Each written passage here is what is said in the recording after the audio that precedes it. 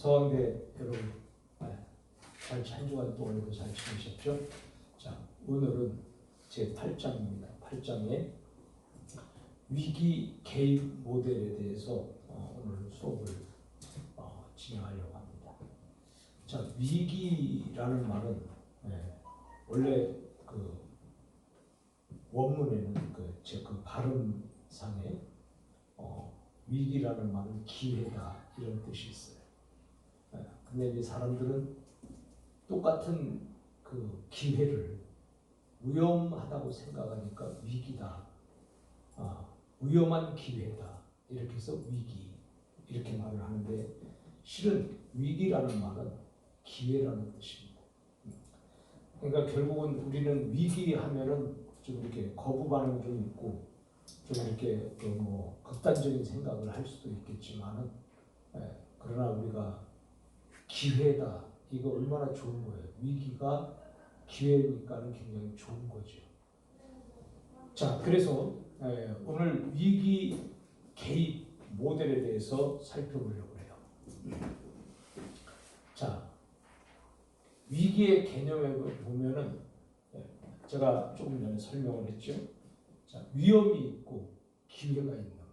그러니까 위기라고 하는 이 말 속에는 위기와 기회가 합쳐진 거니까 그것이 위험하지만 이 위기를 잘 극복하게 되면 오히려 기회가 돼서 더 많은 어떤 시너지 효과 또 유익을 가져올 수 있는 것이다. 그래서 위기라고 하는 것은 우리가 거부 반응적으로 쓸 것이 아니라 기회다 이렇게 긍정적으로 생각을 해볼 수 있습니다. 자, 위기에는 그 유형이 있어요. 어떤 유형이 있냐? 위기의 유형에는 상황적 위기가 있죠. 이 상황적 위기라고 하는 것은 뭐냐면 우리가 인생을 살아가다 보면 어떤 생활에서 뜻하지 않게 혹은 또 기타 등등 여러 가지 방법으로 우리에게 찾아오는 그러한 일들을 우리가 상황이다 이렇게 보는 거죠. 그래서 그때그때마다 환경에 따라서 또 그때그때마다 조건에 따라서 달라지는 그 조건에 의해서 환경에 의해서 다가오는 어떤 위험한 기회 이렇게 볼 수 있는 거죠. 그래서 위기라고 하는 이 말 속에 위험과 기회란 말이에요. 근데 그 기회인데 위험한 기회야. 그런데 이 유형의 첫 번째는 일상생활에서 흔히 여러분하고 나하고 살아가는 동안에 수없이 많은 우리는 위기를 지금까지 지나왔죠. 자, 인생은 어떻게 보면은 두 가지가 함께 하고 있습니다. 인생에서 하나는 인생에서 굉장히 위험한 일들이 있는 것이고 또 하나는 인생에서 그 위험 속에서도 우리는 선택을 해야 된다. 그래서 그 위험 속에서도 뭔가 우리가 헤쳐나가야 된다고 하는 그런 개념에서 우리는 그것을 기회다. 자, 이렇게 보는 거죠. 그래서 이 상황적 위기 요 말은 그때 당시의 환경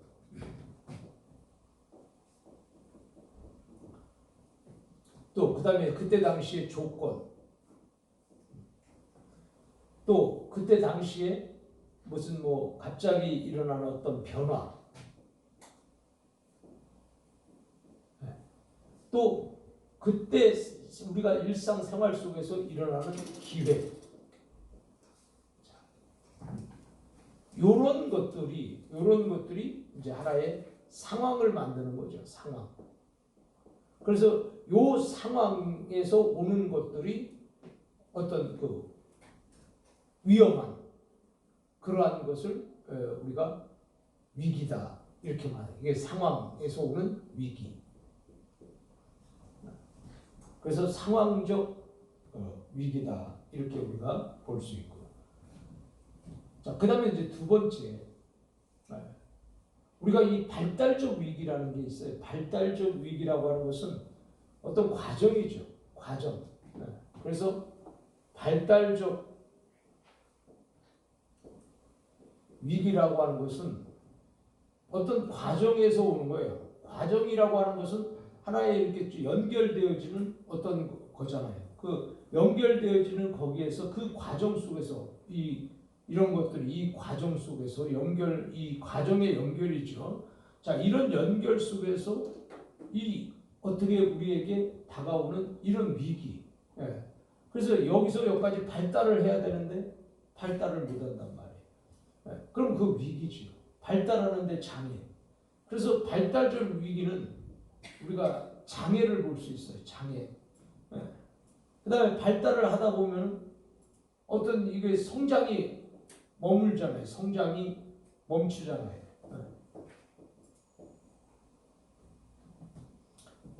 근데 우리는 이제 이 장애다 이런 말을 우리가 볼 때에 이 장애에는 두 가지 의미가 있어요. 하나는 성장이 멈추는 것도 장애. 그 다음에 또 기능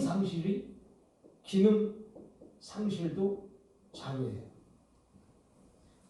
어떤 기능을 하는데 그걸 잊어버린 거죠. 예를 들어서 내가 손이 있는데 이 손가락이 있는데 손가락이 하나 잘려졌어. 그 장애란 말이야. 그 다음에 내가 팔 기능이 있는데 팔이 한쪽이 잘라졌어. 그러면 기능을 잃어버렸으니까 이게 이제 장애죠. 그래서 기능 장애, 기능 상실이 된다. 네. 자, 그러다 보니까 하나는 멈춘 거고 하나는 잃어버린 거예요. 네. 이제 이게 이제 요 과정에서 이게 장애가 나타난다는 말이에요. 멈추거나 잃어버리거나.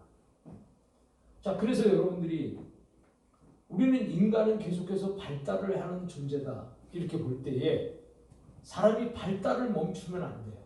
성장을 멈추면 안 된다는 거죠. 이거 성장이란 말이에요. 성장을 멈추면 이게 그때 당시에 끝난가 보다 그러지만은 전체적으로 봤을 때는 성장을 멈춘 것이 바로 장애예요. 예를 들어서 그 아이가 계속 발달을 쭉 하는데 발달을 하는데 얘가 뒤집었어요. 어린아이가 뒤집었는데 뒤집었으면 그 다음에 이제 기어야 되잖아요. 기어야 되는데 얘가 기지를 못해. 그러면 기지를 못하니까는 어떻게 해요? 그 발달이 멈춘 거잖아요. 그러면 이 아이는 거기서 멈춰버리고 계속 오랫동안 있으면 이 아이는 뭐가 되겠어요? 이 아이는 앉지도 못하는 장애자죠.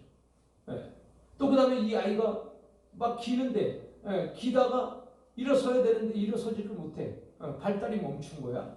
그러면 이 아이는 기는 아이지 일어서는 아이가 아니란 말이에요. 이게 무서운 거예요. 그래서 이 멈춤이라고 하는 것이 잠시 순간은 멈출 수 있는 거지만은 멈춤이 오래 가면은 굉장히 거기에는 장애로 되는 거예요. 그래서 여러분들도 성장을 멈추지 말아요. 또 여러분들은 공부를 멈추지 말아요. 인생에서. 그래서 사람들이 공부는 뭐 안 해도 된다고 하지만은 그거는 잘못된 생각이에요. 사람이 죽을 때까지 계속 공부하고 책을 읽고 또 아니면 연구하고 생각하고 이래야 치매도 안 걸리는 거지. 치매 걸린 사람들 대부분이 똑같아요. 치매 걸린 사람들의 원인이 뭐예요? 공부 안 하는 거예요. 공부 안 하는. 그러니까 늦게까지 공부한 사람은 별로 치매가 안 걸려요. 근데 공부를 아예 젊어서 끝냈다. 이런 사람들은 치매 걸릴 확률도 많은 거죠.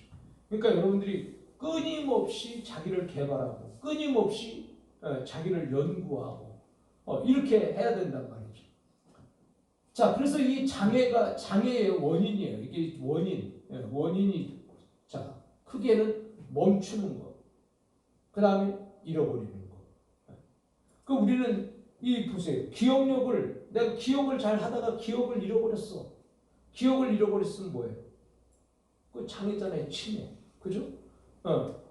사람이 제일 무서운 게 뭐냐면요. 멈추는 것도 무섭지만은 잃어버리는 것도 굉장히 무서운 거예요. 사람이 이 병 중에서 치매다. 치매는 인격이 없는 거예요. 우리가 볼 때, 자, 어떤 사람이 갑자기 자기 남편하고 있는데 남편을 몰라봐. 그럼 뭐야? 그 남편이 자기 남편인지 몰라. 얼마나 이게 참 생각만 해도 끔찍한 거예요. 상대가 누군지를 모르는 거고. 그러니까 이 인격이 그만큼 문제가 되는 거죠. 그래서 우리는 이 장애를 볼 때 장애 원인 두 가지, 하나는 멈추는 것이고 또 하나는 잃어버리는 것이다. 상실하는 것이다.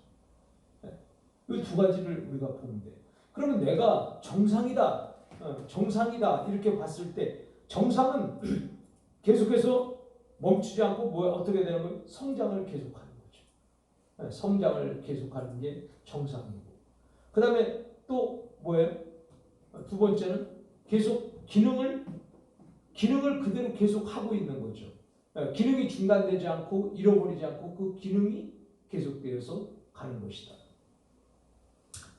자, 요게 이제 우리가 이 장애의 원인 두 가지를 이렇게 볼 수 있습니다. 그래서 발달적 위기라고 하는 것은 발달을 해야 되는데 여기서 갑자기 발달을 안 한다거나 아니면 멈췄다거나 또 발달이 정상적으로 이루어지지 않는다거나 그러면 그게 발달적 위기가 되는 거죠. 그 여러분들도 마찬가지예요. 어제보다는 오늘이 좋아야 되잖아요. 그죠? 오늘보다는 내일이 좋아야 돼요. 삶은 살수록 점점 좋아야 되는데 살면서 어제만 못해. 또 이게 계속해서 어제만 못해봐. 이렇게 되면 어떻게 돼? 불행해지는 거잖아요. 그죠? 행복과 불행의 차이도 뭐냐면 행복은 계속해서 좋아지는 거예요. 근데 불행은요 계속해서 나빠지는 거예요. 이게 이제 행복의 그 차이란 말이죠. 오늘도 어제보다 오늘이 더 좋다. 그러면 행복한 거예요. 근데 어제만 못하다. 그러면 행복하지 못한 거죠. 그래서 이것도 하나의 발달이다.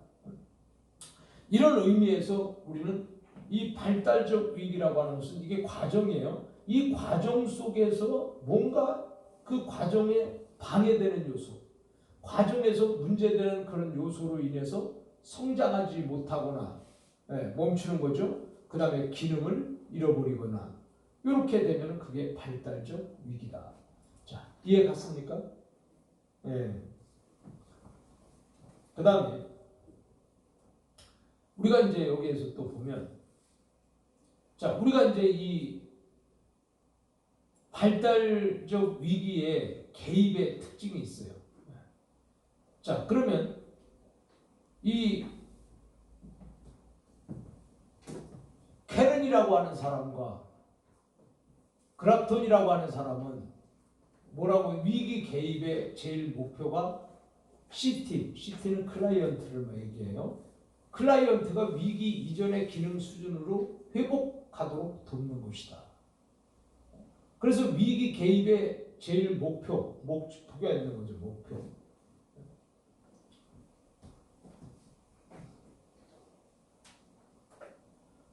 자, 우리가 이런 위기도 개입을 할 때에 그냥 개입하는 것이 아니라 분명한 목표를 정해야 되잖아요.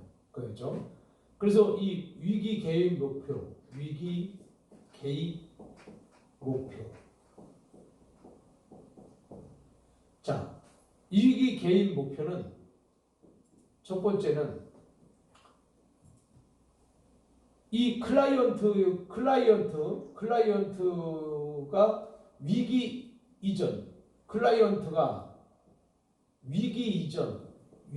이전으로 회복하는 거예요. 이 말은 뭐냐면 위기가 생기기 전으로 돌아가는 거죠. 그래서 위기 이전을 회복하는 것이다. 그래서 클라이언트가 지금 위기가 왔는데 그 문제를 해결하고 위기가 오기 이전 상태로 클라이언트를 돌려놓는 것. 요게 이제 우리가 위기의 개입 목표가 되는 것이다. 그 다음에 위기 개입은 단기적 조건이 단기성이에요. 단기성. 어떤 사람이 위기를 당했습니다. 그런데 그 위기가 1년이 가고 5년이 가고 10년이 가봐요. 그러면 그거 뭐 저기 해결하는 거예요? 안 하는 거잖아. 위기라는 것은 가장 빠른 시간에 그 문제를 해결할 수 있는 그게 중요한 거잖아요.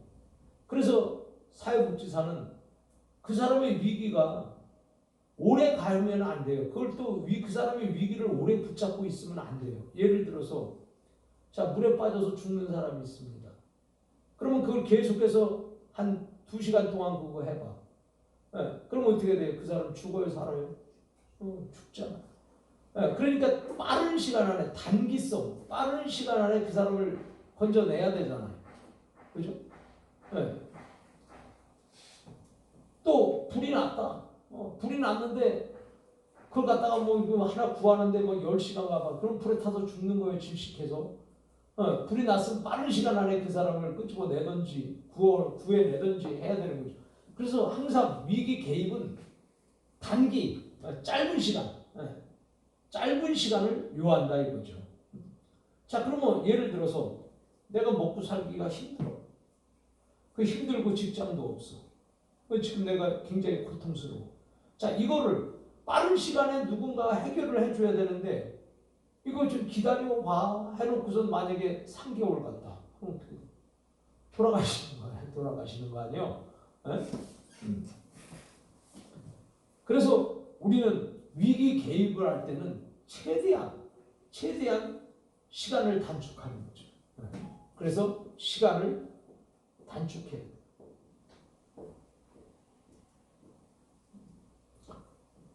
자, 그 다음에 이게 이제 위기 개입의 목표고요. 세 번째는 위기 개입의 목표는 세 번째 구체적이고 관찰이 가능한 문제들이 위기 개입의 표적이다.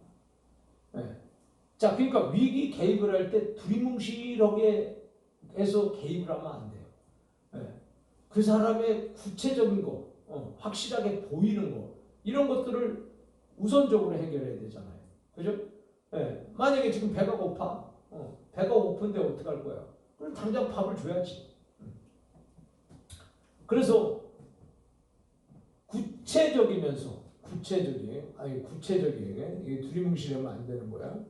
자, 구체적이면서 그 다음에 관찰, 볼 수 있는 관찰이 가능해야 되는 거예요.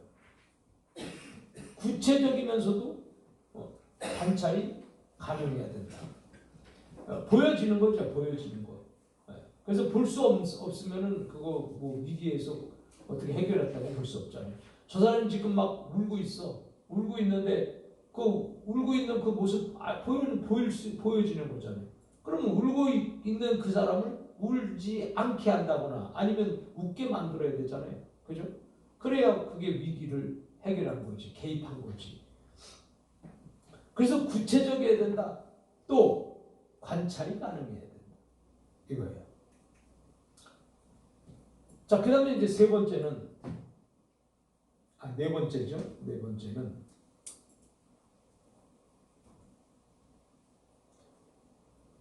최선의 적절한 치료 전략이 수립돼야 되고 차선책으로 접근해서는 안 된다. 자, 이건 뭐냐면 적절한 치료예요. 치료 전략. 그래서 치료 전략이 수립돼야 돼요. 그래서 우리가 그 위기를 빨리 치료할 수 있는 그 전략을 수립해야 된다는 거예요. 이걸 세워야 된다는 거죠. 수립한다는 것은. 그래서 우리가 생각할 때 위기 개입을 할 때는 치료가 목적이잖아요. 치료. 해결이 목적이잖아요. 그래서 해결이 목적이기 때문에 그냥 그것을 뭐 위기 상태로 놔두고 유지하는 거 아니에요.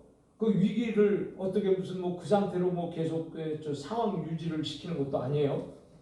빨리 이 치료라는 거예요. 이 치료 전략을 수립한다. 자, 치료라고 하는 것은 뭐죠? 우리가 아픈 상처를 낫게 하는 거죠. 낫게 하는 거예요. 그게 치료야.